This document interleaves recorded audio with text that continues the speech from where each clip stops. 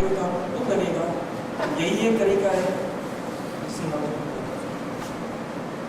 कोई औषधि, कोई दवाई दुनिया में नहीं है जो काया का परिवर्तन कर सके, नया जीवन दे सके। हाँ, कुछ बीमारियां हैं जो नया जीवन दे सके, बिल्कुल कोई बात करें, लेकिन ये एक ऐसा तरीका है जो बराबर नया जीवन देता है। आप किसी पर निर्भर नहीं हैं और आप अपने आप को एक अंतिम बात तो ये है कि दूसरी चिकित्सा पद्धतियों में जिम्मेवारी किसी और की आपकी। डॉक्टर साहब ने ये दवाई दी, हमको कोई फायदा नहीं, जिम्मेवारी किसकी है? बीमार हो गए, क्यों? मौसम बदल गया, कीटाणु लग गए, वायरस फैला हुआ, जिम्मेवारी किसकी है? वायरस की है, मौसम की है, आपकी नहीं। You are not responsible. मेरे को मालूम है कि हम कभी कहते हैं कि जब हम किसी और पर उंगली उठाते हैं, ये कोई बची हुई 3 उंगली किधर होती है? आप सोचिए कि जिम्मेवारी किसकी है? ये पद्धति आपको सबसे पहले ये कहेगी कि जिम्मेवारी आपकी है। जो लोग मेरे पास में आते हैं चिकित्सा करवाने, तो मैं बोलता हूँ कि मैं आपको तरीका बता सकता हूँ, करना आपको है। एक महिला अभी आई थी, उनको मैंने ये कहा, सुनिए, ये तरीका ऐसा नहीं है कि आपके पति कमाएंगे, वो रुपया आएगा, उससे आप गोली खरीदने ले आएंगे, डॉक्टर को फीस दे देंगे और वो गोली खा लेंगे और ठीक हो जाएंगे। ये तरीका आपको खुद अपनी जिम्मेवारी से खुद करना पड़ेगा, तो आपका फायदा। इसलिए जहाँ कोई डॉक्टर बीमार होता है तो बड़े आराम से कह देता है, क्या करूँ, मैं खुद डायबिटीज से सफर हूँ, या मेरे को खुद हार्ट ट्रबल है, मेरे को 3 बार बाईपास हो चुका।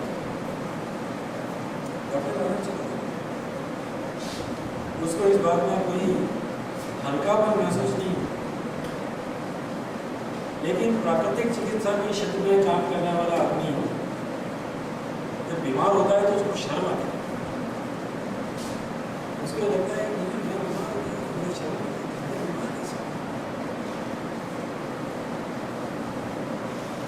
यहाँ तक कि एक प्राकृतिक चिकित्सा के क्षेत्र में काम करने वाला आदमी अमेरिका में बुढ़ापे में करीब 88 बरस की उम्र में उसको कैंसर हो सकता है, कैंसर हो गया तो अपना नाम बदल के अस्पताल में भर्ती हो। क्यों? कहीं ये न हो कि मेरी वजह से प्राकृतिक चिकित्सा का नाम खराब हो जाए और उसको शर्म आती थी तो लेकिन होना संभव।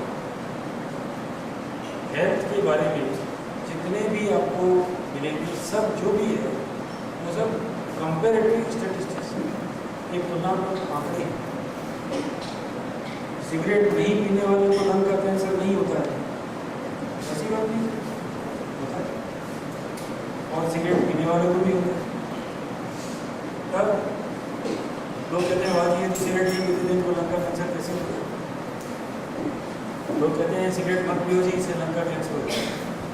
एक सज्जन जवाब देने लगे, अजी हमको को भी हो गया था, हम जानते हैं, वो कभी सिगरेट जिंदगी में छुआ नहीं, उनको भी हो। ये सब चीज़ें तुलनात्मक मतलब क्या है कि अगर सिगरेट पीने वाले 1000 आदमियों में से 100 आदमी को कैंसर होगा, तो सिगरेट नहीं पीने वाले 1000 आदमियों में से 1 आदमी।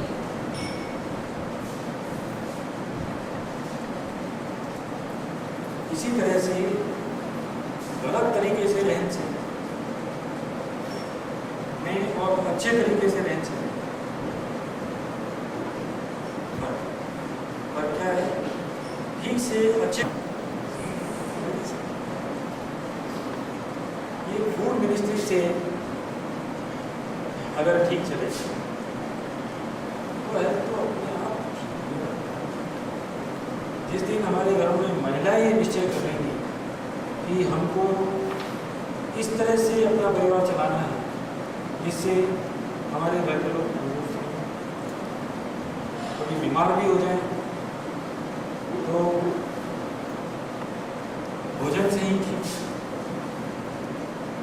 तो दवाई का खाना उस दिन तो मेरा काम होता है। पुरुषों से मुझे बात करने की कोई जरूरत नहीं, अगर महिलाएं चला लें तो मेरा काम तो चल गया। इसलिए मेरा एम्फेसिस हमेशा इस प्रोग्राम के लिए महिलाओं को कर सकती है, शुरू से ही बच्चों को ऐसा रास्ता लगा सकती है जिससे कि जीवन भर के लिए उनका सिस्टम ऐसा बन जाए और हो तो अपने आप की। तीसरा, औरतों के लिए और भी ज़्यादा जरूरी इसलिए कि मैं ये कभी कभी आशा भी करता हूँ कि महिलाओं में से कोई इसको प्रोफेशनल तरीके से घर में भी कर सकते हैं आराम से। अगर आप सीख लेंगे ढंग से तो बहुत सारा छोटा मोटा काम न केवल अपना बल्कि पड़ोसियों का। बच्चे बड़े हो जाते हैं, आप खाली हो जाते हैं, आपको कुछ करने को नहीं। उस वक्त अगर आप ये कर सकें तो ये बड़ा अच्छा है। रास्ते इसी दूसरों का भला भी होगा और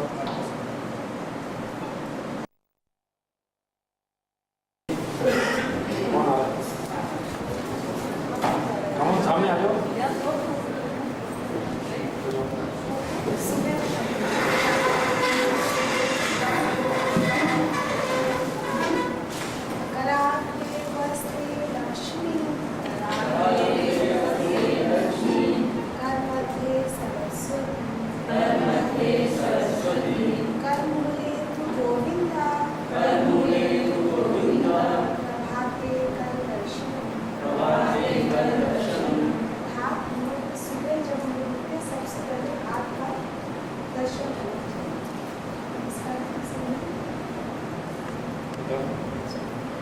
कराग्र बस्ती लक्ष्मी, हाथ के अग्रभाग में लक्ष्मी निवास करती है। कर मध्य सरस्वती और हाथ के बीच में सरस्वती यानी विद्या का निवास होती है। कर मूले तो गोविंदा और हाथ के अंतिम भाग में ईश्वर निवास करते हैं। प्रभाते कर दर्शन, इसलिए हमें सुबह सुबह हाथ का दर्शन करना चाहिए।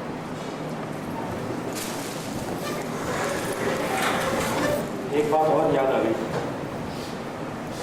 इस साल जो दिवाली का कार्ड जयश्री का गया है उसमें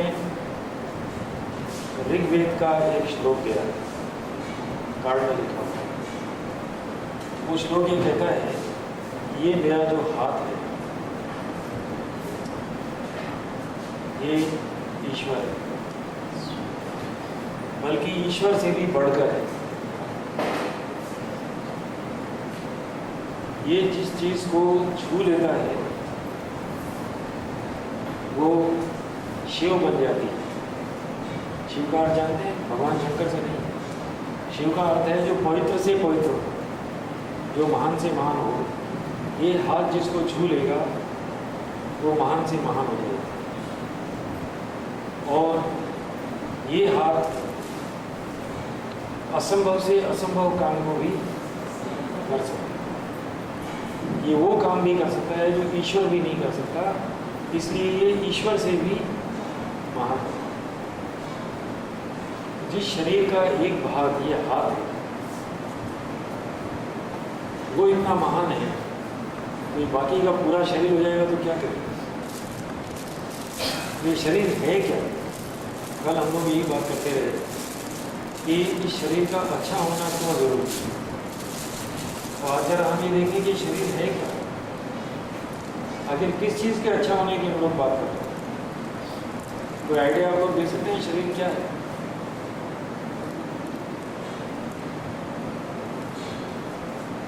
हमारे शास्त्र कहते हैं मिट्टी का पुतला है जिसमें प्राण फूंक दिया गया। कहते हैं माटी होना, माटी खाना, माटी करना हो, माटी में माटी मिले तो ऊपर चले सब लोग, माटी।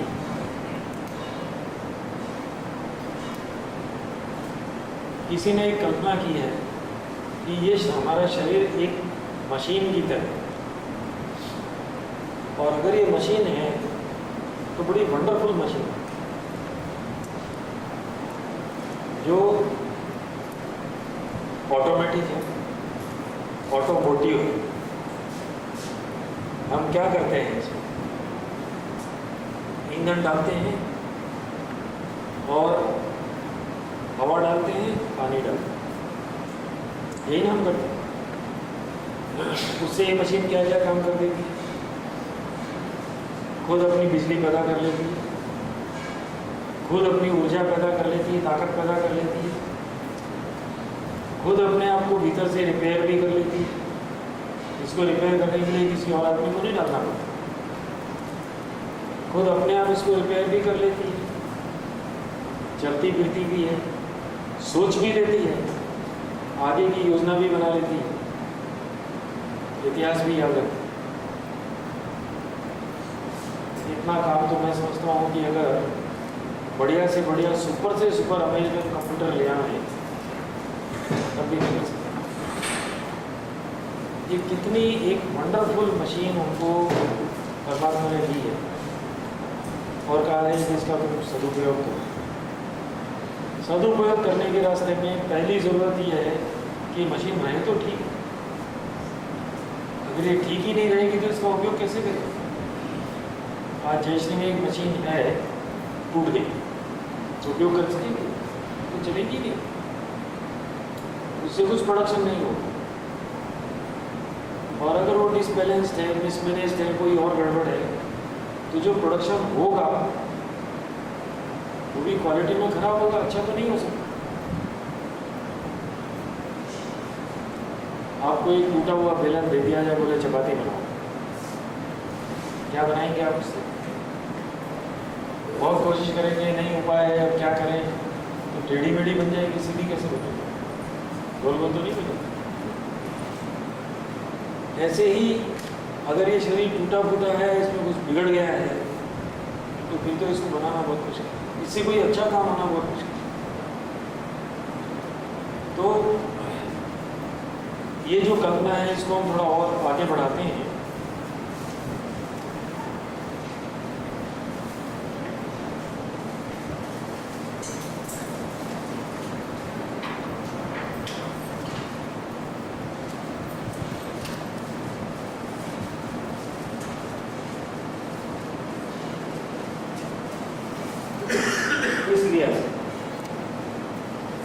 एक चार्ट है, ये किसी ने दिखाई दे रहा है सबको?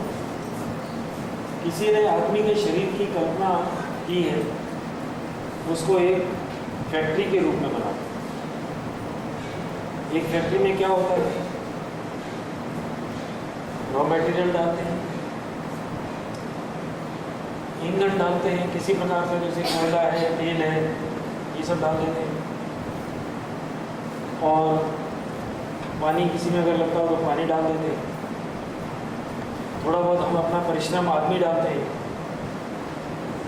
और उससे कुछ उत्पादन होता है। तो ये कैसे इसको मशीन की तरह उसने बोला है कि ये जो पूरी की पूरी ह्यूमन बॉडी है, इसकी तुलना हम लोग किसी एक फैक्ट्री से कर सकते हैं। और वो फैक्ट्री कैसे काम करती है कि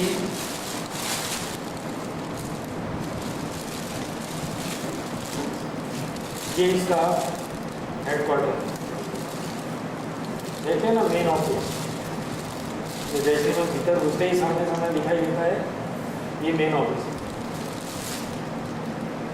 और ये इसका पावर हाउस है, जो शरीर की आवश्यकता के मुताबिक इलेक्ट्रिसिटी जनरेट करता है। ये इसकी चिमनी है ना, इसमें से हवा जाती है जो भीतर जाकर सारे शरीर में फैल जाती है। ये इसका रॉ मटेरियल डालने की जगह है। आप देखते हैं कन्वेयर बेल्ट लगाया है, ये जो रॉ मटेरियल को डाल खींचता है और भीतर ला करके यहाँ गोडाउन में स्टोर कर देते हैं। अब यहाँ से ये फैक्ट्री चालू होती है। जो खाना खाया गया, जो फूड लिया है हम लोगों ने, रॉ मटेरियल खाया है, इस रॉ मटेरियल को विभिन्न प्रकार से केमिकल प्रोसेस करते हैं और केमिकल प्रोसेस कर इसको किसी ऐसे रूप में परिवर्तित कर देती है जिससे इसको हम लोग अपने काम में ले सकते। जैसा खाना हम लोग खाते हैं उसी का हमारे शरीर में काम नहीं आ सकता। काम में तभी आएगा जब वो प्रोसेस होगा और प्रोसेस होकर के हमारे काम में आने के लायक बनाया जाएगा। यहाँ पर इसमें ये स्टोर भी है, गोडाउन है। ये देखते हैं आप, ये गोडाउन है। जो कुछ हमने खाया है, इकट्ठा किया शरीर में, जो प्रोडक्शन किया वो प्रोडक्शन मान लीजिए ज़्यादा हो गया, अभी ज़रूरत नहीं है, तो वहाँ जाकर स्टोर हो जाएगा। जब ज़रूरत होगी तो फिर सिस्टम में आ जाएगी।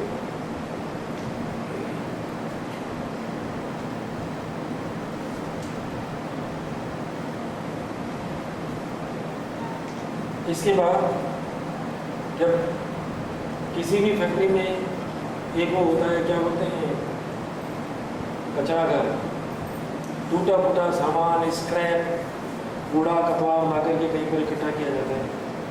वो इकट्ठा करके रखने की जगह यहाँ बनाई गई है। ये सब कचरा इकट्ठा होता है और जब काफ़ी इकट्ठा हो जाता है तो उसको निकाल दिया, स्क्रैप को बेचें। इस तरह से आदमी के शरीर की तुलना एक फैक्ट्री से की गई है, लेकिन ये फैक्ट्री मामूली फैक्ट्रियों से कहीं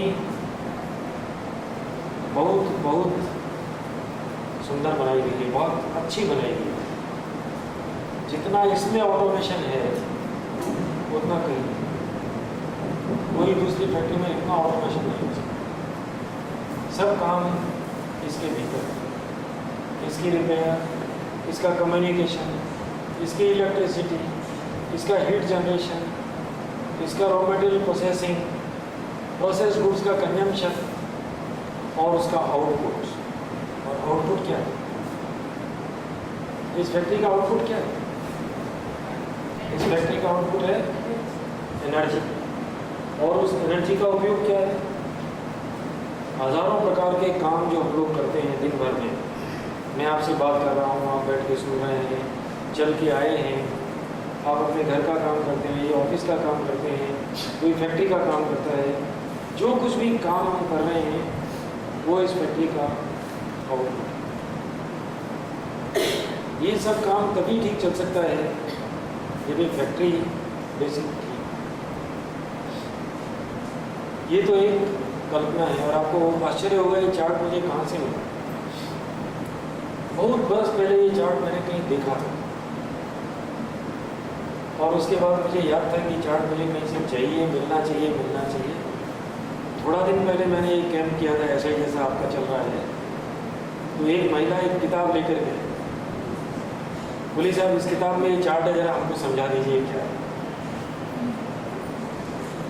ऐसे ही मिली और बरसों से खोजा, मिल गया तो इसकी मैंने कॉपी करके रखी। आज पहली बार आपके सामने मैं इसका उपयोग कर रहा हूँ। तो ये तो एक कल्पना है, लेकिन वास्तविकता क्या है? इस शरीर के विभिन्न अंग, विभिन्न अवयव, क्या वो चीज़ें हैं जो इसमें सब अलग अलग काम करती हैं? कैसे उनका काम होता है? जो प्रोसेसिंग कर रहा है, प्रोसेसिंग कैसे होता है? चिमनी में जो हवा जा रही है वो कैसे जाती है? इस रूप में हमको मिलती है और उसमें हमारे बचाव के लिए, हमारी सुरक्षा के लिए क्या क्या मिलाया हुआ है, जरा देखिए।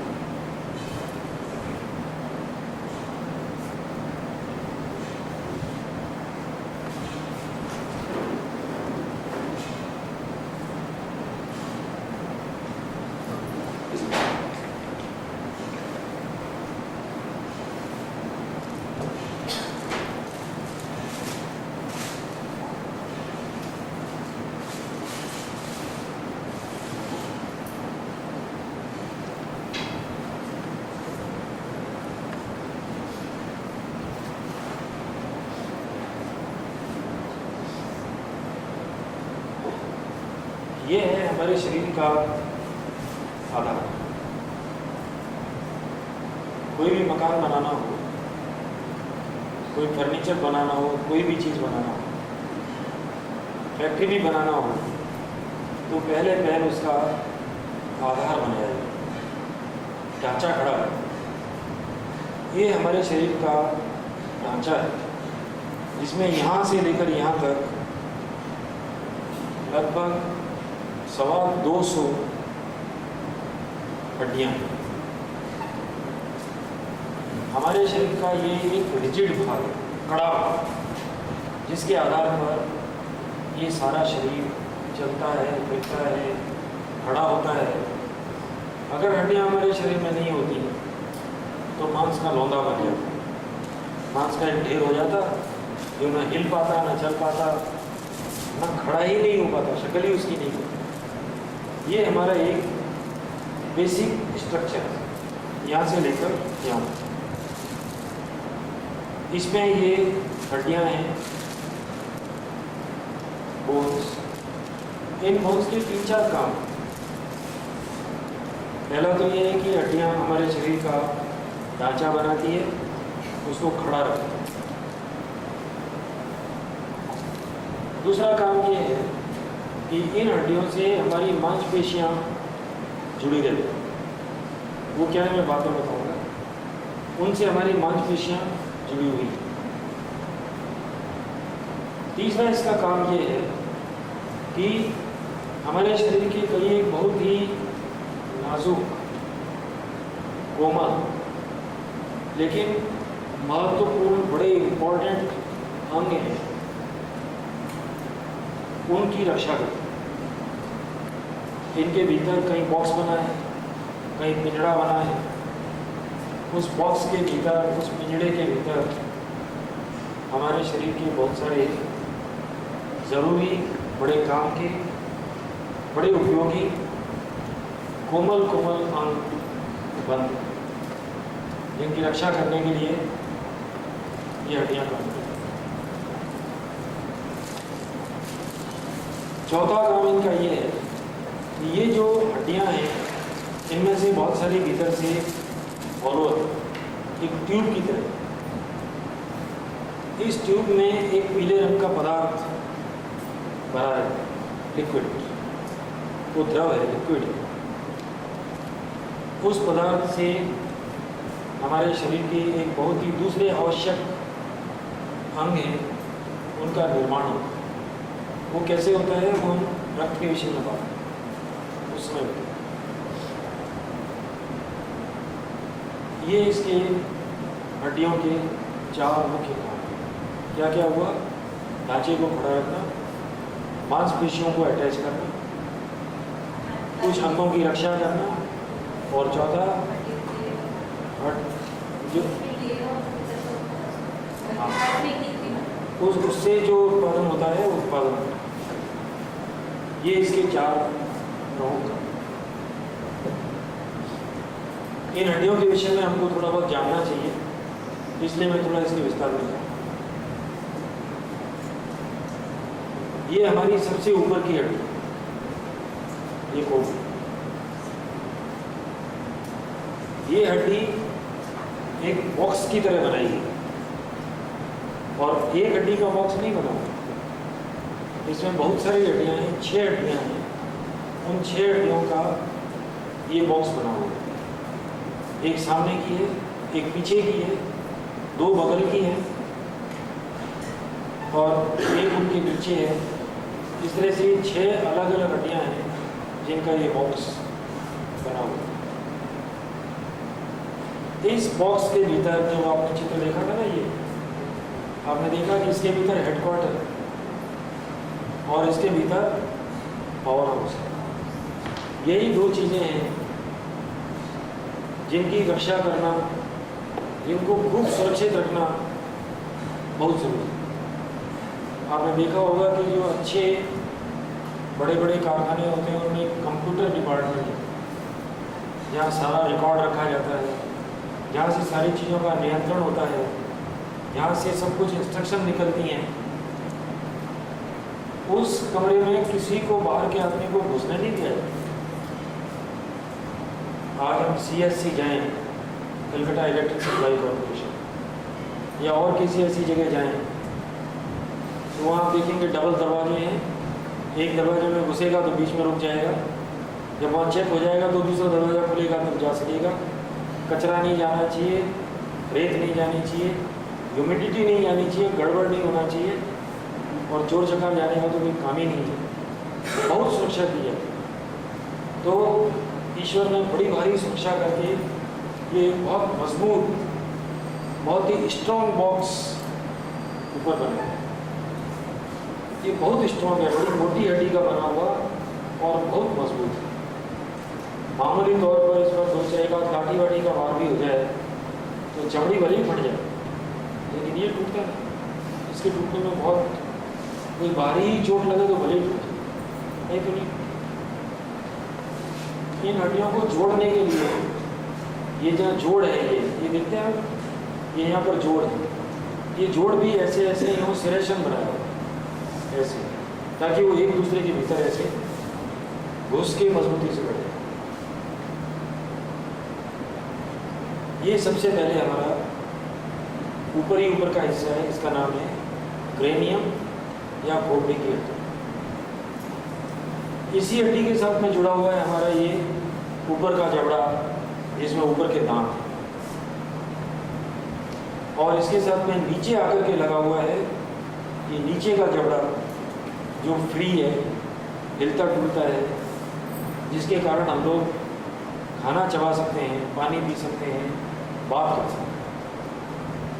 दोनों अगर रिजिड होकर चिपक जाते तो ना खाना खा सकते थे ना बात कर सकते थे।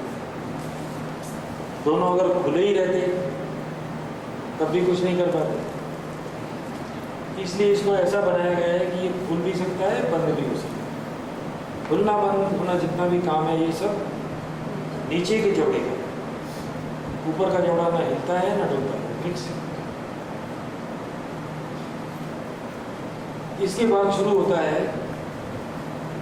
ईयर।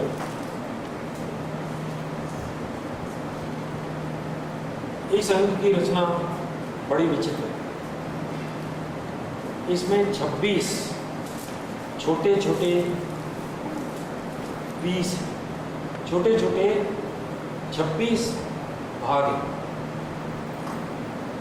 और इनकी शक्ल कुछ इस प्रकार की या इस प्रकार की या इस प्रकार की। माने ये खाली ये छोटा है, ये उससे बड़ा है, उससे बड़ा है, तो इनमें बहुत ज़्यादा फर्क नहीं है, लेकिन है इस प्रकार की रचना। इसमें क्या है कि एक प्लेट की तरह बना हुआ है चपटा, उसके बीच में एक होल छेद, और इनको एक के ऊपर एक ऐसे बिठाया हुआ। मैंने जो चपटा भाग है वो एक, उसके ऊपर दूसरा, फिर तीसरा, फिर चौथा, फिर पांचवा, और सबके बीच में एक थ्रू छेद बनाया गया। ये छेद जो आप देख रहे हैं, ये फिर ये फिर ये थ्रू छेद है नीचे तक। इस छेद में हमारी एक नाड़ी प्रणाली है। उसकी जो मुख्य नाड़ी है, नर्वस सिस्टम का जो आधार है, वो आधार इसके भीतर से पूरा यहाँ से लेकर इस जगह से, माने गर्दन के नीचे इस जगह से लेकर यहाँ से और यहाँ तक, माने इस जगह तक आया हुआ है। यहाँ का अर्थ है हमारे शरीर का ये यहाँ तक पहुँचा। इसको बड़ी खूबी के साथ बनाया गया है। अगर एक रिजिड पाइप लगा देते हम आगे कैसे झुकते, पीछे कैसे झुकते, ऐसे टर्न कैसे करते, तब तो मुझे उधर देखना होता तो ऐसे करना पड़ता। इसलिए सब एक के ऊपर एक ऐसा बिठाया है कि सब आपस में ऐसे टर्न कर सकते हैं, ऐसे भी टर्न कर सकते हैं, ऐसे भी कर सकते हैं। सब तरफ घूमने के हिसाब से इनको बनाया गया। राइट घुमा लो, लेफ्ट घुमा लो, आगे घुमा लो, पीछे घुमा लो। फिर ये सब तो हड्डी तो पत्थर की तरह होती है, कड़ी, अगर ये डायरेक्टली एक दूसरे के ऊपर रख दिए गए होते तो रगड़ जाते आपस में, डैमेज हो जाते। इस चीज़ को अवॉइड करने के लिए, इसको बचाने के लिए हर दो के बीच में एक एक पैड और लगाओ, एक स्पंज की तरह पैड लगाए, जिससे कि आपस में रगड़े भी नहीं, फ्री रहें, लुब्रिकेटेड रहें, और चाहे जिधर हम इसको घुमा सकें, इधर घुमाएं, पीछे आगे, कुछ भी करें, वो सब हम लोग कर सकते हैं। फिर आ जाते हैं एक ये हड्डी जो शरीर की सबसे भारी और सबसे बड़ी हड्डी, पेल्विस, जो हिप, ये हमारे शरीर की सबसे भारी और सबसे बड़ी वन पीस सिंगल बोन ये है। इसका काम है, ये नीचे से तो पैरों को जोड़ती है और ऊपर से इस हड्डी से आकर के जुड़ी है, रीढ़ की हड्डी है ये, इससे जुड़ी है। तो ये शरीर का सेंट्रल पॉइंट है जहाँ से ऊपर का और नीचे का कांटेक्ट एस्टेब्लिश हो। बीच में छूट गया, ये जो आप देख रहे हैं पिंजरे की तरह बना हुआ, ये हमारी पसलियाँ हैं, और ये पसलियाँ 12 एक साइड में, 12 दूसरी साइड में, 24 24। इनकी रचना इलास्टिक है, एक पिंजरे की तरह बनी हुई है, जिसके भीतर फेफड़े, लंग्स और हार्ट ये बंद है।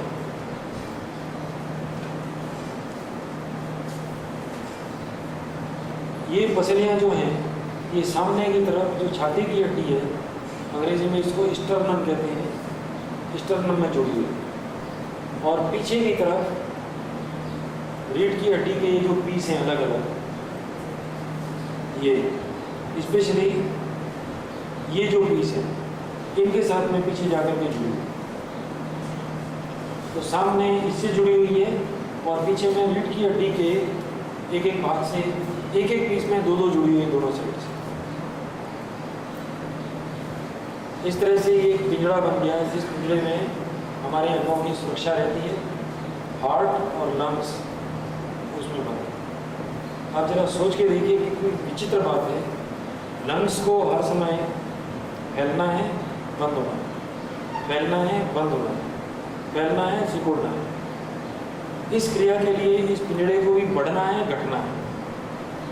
तो ये जो पसलियाँ बनाई गई हैं, ये इस प्रकार बनाई गई, इलास्टिक, लचीली, ये फैल सकती हैं और सिकुड़ सकती हैं, छोटी हो सकती है, बड़ी हो सकती है। फिर आते हैं ये हमारे हाथ, यहाँ इसमें एक हड्डी है और यहाँ पर दो हैं।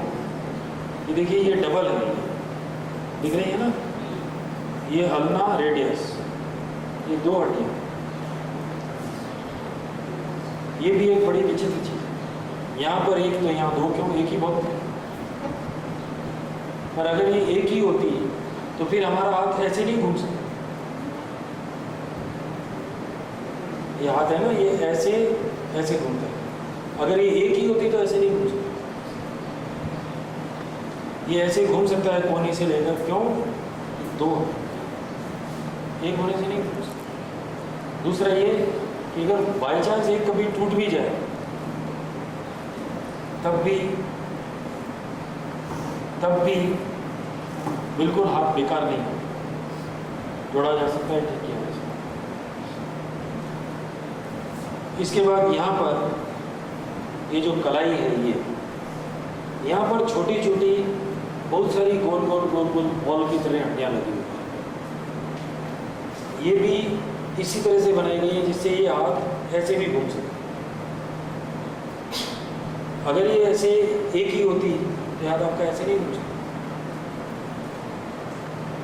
फिर हाथ के बाद आप देखेंगे कि ये हड्डियाँ आ जाती हैं, ये कलाई की है, कलाई के बाद ये आ जाती है, ये 4, ये जो 4 हड्डी हम यहाँ देखते हैं ये, और एक यहाँ पर अंगूठे के ऊपर, ये 5 हड्डी आ जाती है। और इसके बाद ये हमारी उंगलियां हैं, एक एक उंगली में 1 2 3 3 बोन्स, और इस अंगूठे में 2, 1 2 3 और अंगूठे में 2। अब पैरों में आइए। पैर में भी जैसे हाथ में यहाँ 1 है, यहाँ पैर में भी ये 1 ही है, लेकिन नीचे जैसे हाथ में यहाँ पर 2 हैं, वैसे यहाँ भी 2 है।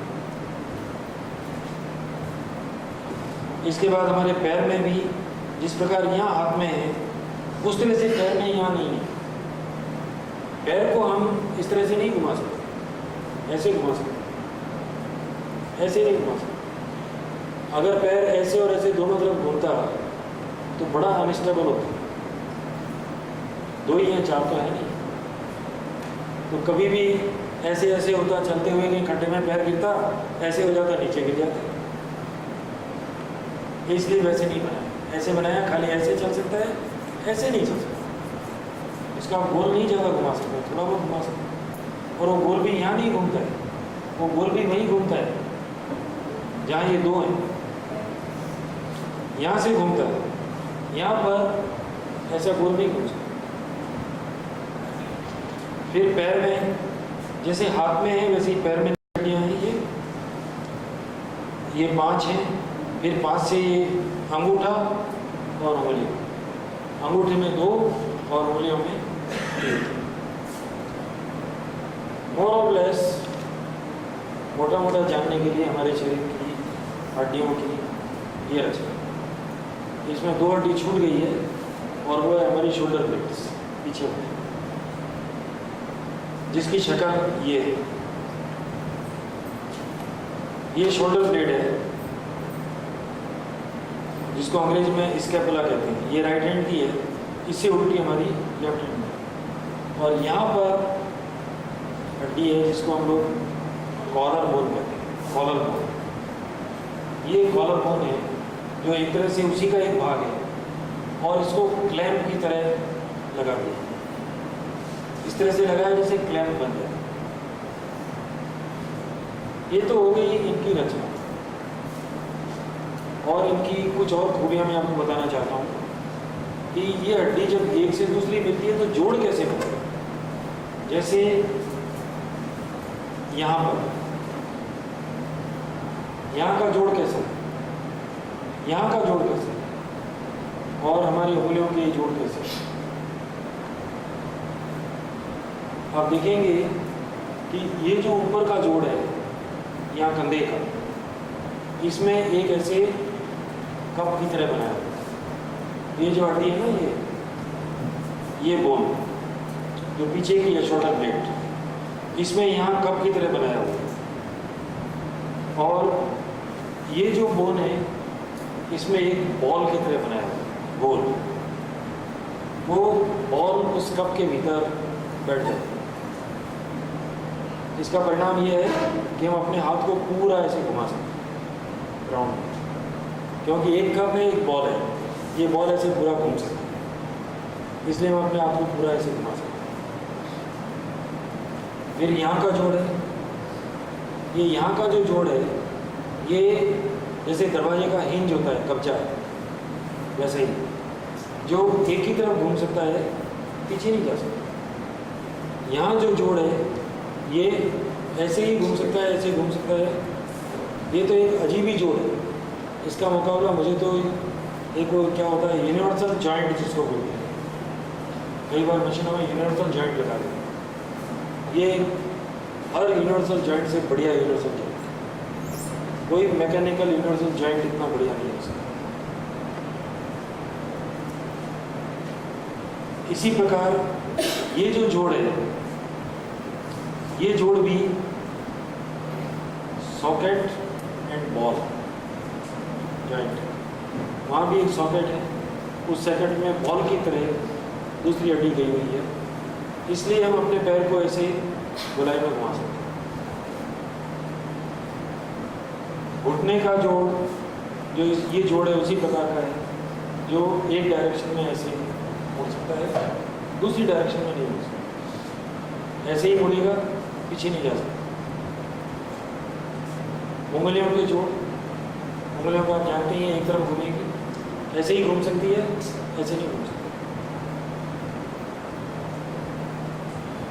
आप देखिए कि अभी हमने शरीर की एक प्रणाली देखी, हड्डी, स्केलेटन, नरकंकाल, एक प्रणाली देखी।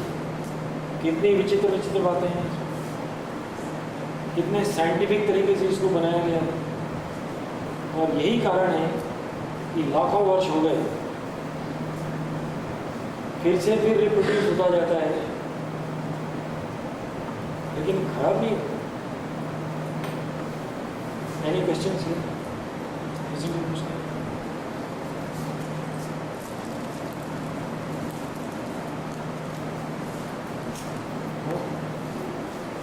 हाँ बोलिए।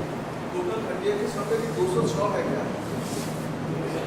तो ऐसे इसमें हाँ 206 हैं।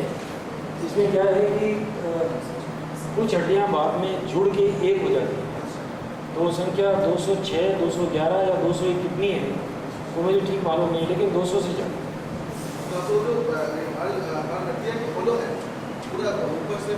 जो फ्लैट हैं वो हॉलो नहीं है, और जो ट्यूबलर हैं वो सब हॉलो हैं, उनके भीतर प्लाज्मा है।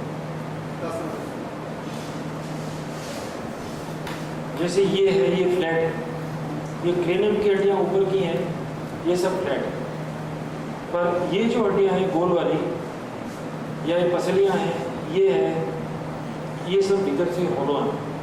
जो हॉलो हैं उनके भीतर प्लाज्मा है। ओके, और कुछ है जी? प्लाज्मा काम जब हम रक्त की बात करेंगे तो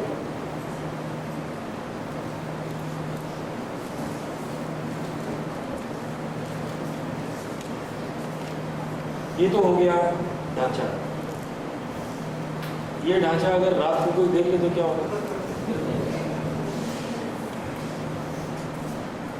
एक बार एक जगह है, वहीं ऐसे ही स्केलेटन खोल के दिखाया तो एक महिला बेहोश हो जाता है। मैं सोच रहा था कि बेहोश ना हो जाए तो अच्छा है, आप लोग स्ट्रॉन्ग हैं।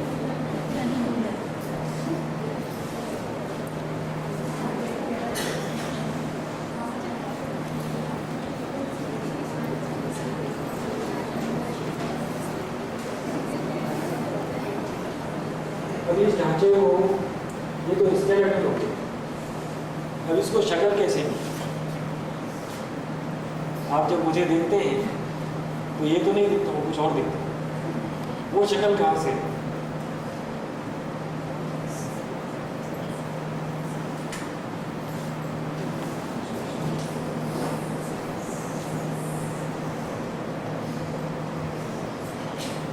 ये शक्ल मिली है हमारी मसल्स, जो हमारी मांसपेशियां हैं, इनके द्वारा हमको ये शक्ल मिली। ये जैसा आपको बताया हड्डियों से जुड़ी हुई है, उनसे चिपकी हुई है। ये भी एक बड़ी विचित्र बनावट की चीज़ है। आप देखेंगे कि ये सब जो है बंडल्स की तरह है। ये एक बंडल है, ये दूसरी बंडल है। यहाँ देखेंगे छोटे छोटे छोटे छोटे बहुत सारे इसमें बंडल्स की तरह हैं। ये एक पैकेज है, ये एक पैकेज है, ये दूसरा है, ये एक पट्टे की तरह पैकेज है। आप देखिए यहाँ से लेकर यहाँ जाके जोड़े, ये एक पैकेज है, ये एक पैकेज है।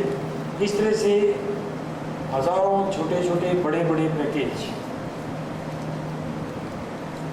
मांसपेशियाँ ये बनी हुई हैं, बड़े बारीक बारीक तंतु टिश्यूज, जो फिलामेंट से बनी हुई। इनकी बड़ी भारी स्ट्रेंथ भी है। ये मांसपेशियां दो तरह की होती, एक वॉलंटरी, एक इनवॉलंटरी, एक ऐच्छिक, एक स्वचालित अनैच्छिक। ये दो तरह के,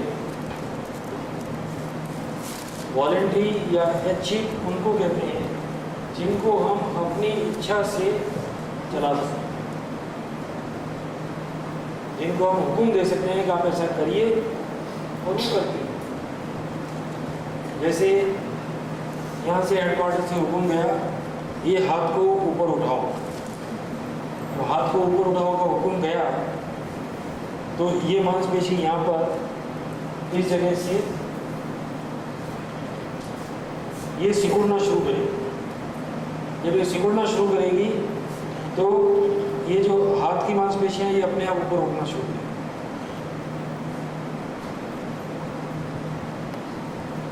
जब बोला सीधा कर दो तो ये वापस सीधा होने लगेगी, ये सीधा होगा। जब हुक्म हेडक्वार्टर से आया आगे बढ़ो, आगे बढ़ने के लिए पता नहीं कितनी मांसपेशियां कैसे खींची जाती है, ये खींची जाएगी तो ये पैर आगे बढ़ेगा, मुड़ेगा, तब आगे बढ़ेगा। माने कितने एक्शन होते होंगे एक हेडक्वार्टर से, एक हुक्म से, एक टेलीग्राफिक मैसेज, एक टेलीफोन कॉल, इतनी चीज़ों को एक्टिवेट करता है, तब एक एक मूवमेंट हम लोग को। मैं बोल रहा हूँ, बोलने के लिए सांस लगती है, जीभ की मांसपेशियाँ चलना चाहिए, जबड़े की चलना चाहिए, होठों की चलना चाहिए। तो मन में एक बात सोचता हूँ मुझे ये बोलना है, उसके तुरंत बाद क्या होता है? मेरे ख्याल में सैकड़ों ऑर्डर इश्यू होते हैं ऑटोमेटिक, और सैकड़ों ऑर्डर सैकड़ों मांसपेशियों को चालू होते हैं, और उन सबका कंबाइंड इफेक्ट है। मैं बोलता हूँ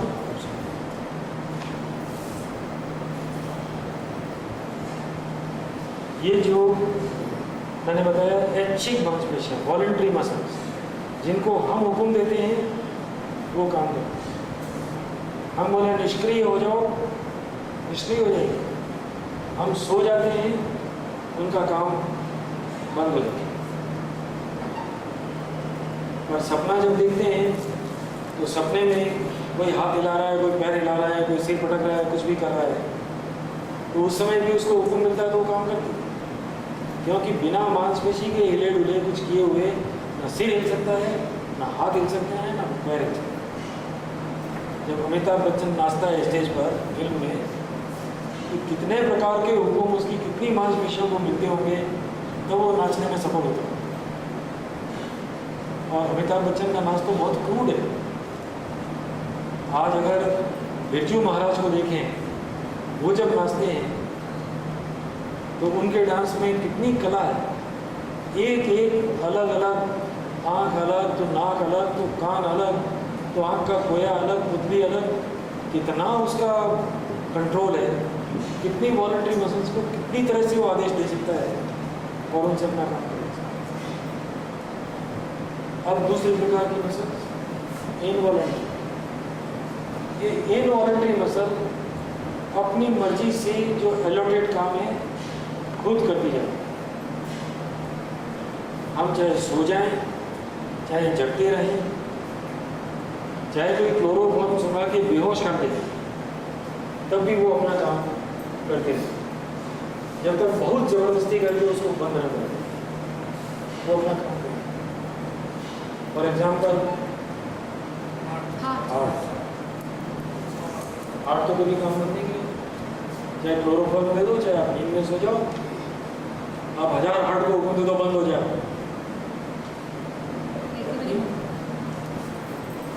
वो अपना कंट्रोल खुद है,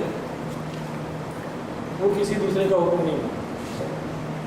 खाना पचाने वाली मांसपेशी, हमने खाना खाया, पेट में गया, खाने के लिए जो ट्यूब बनी हुई है वो ट्यूब पूरी की पूरी तो मांसपेशी नहीं। जो खाना हमने खाया भीतर गया, भीतर जाकर उस पर जो क्रिया हो रही है वो भी सब मांसपेशियों की क्रिया, वो सब इनवॉलंटरी, अपने आप होने वाले।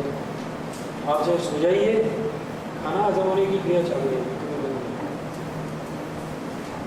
इस प्रकार की कई एक मांसपेशियाँ शरीर में हैं जो हर समय इनवॉलंटरीली अपना काम करती रहती हैं, जिनके सहारे हमारा जीवन चलता है। अगर वो वॉलंटरी मसल्स इनवॉलंटरी मसल्स काम बंद करने से तो शरीर तुरंत से उठता है।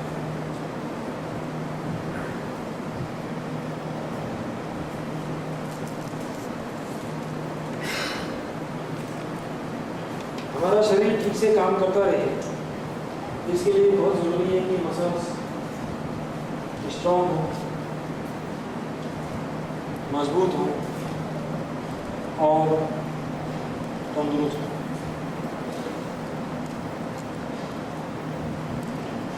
इनकी एक बड़ी अजीब आदत, बहुत ही स्ट्रेंज हैबिट,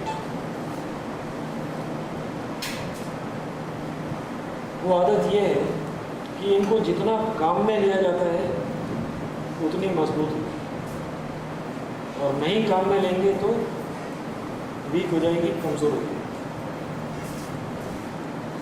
जितना इनको काम में लगाया जाएगा उतनी स्ट्रॉन्ग होगी। हर समय तो हम काम में नहीं लगा सकते सब, क्या करें?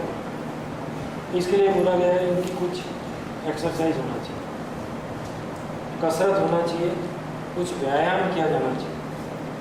जब हम व्यायाम करते हैं तब ये इनकी कसरत होती है। कसरत होने से, व्यायाम करने से कई ऐसी मांसपेशियां जो साधारण तौर पर हम लोग काम में नहीं लेते, उपयोग में नहीं लाते, जो डोरमेंट हो गई, क्वाइटली कहीं पड़ी हुई है, हमको मालूम नहीं क्या होता, उनकी सबकी भी थोड़ी बहुत खिंचाई हो जाती है। और खिंचाई होने से टोनिंग होती है, टोन होने से मजबूत होती है। जैसे कोई कारखाने का मैनेजर कभी कभी किसी को डांट देता है, क्यों डांटता है? ताकि उसकी नींद उड़ जाए, तो सावधान तो रहे। ऐसे ही इनको भी जगाने की ज़रूरत होती है बीच बीच में। हम जो काम करते हैं, हमारा एक बंधा बनाया सिस्टम है, कई ये काम हम करते हैं, एक बंधा बनाया सिस्टम है। उस बंधे बनाए सिस्टम में कुछ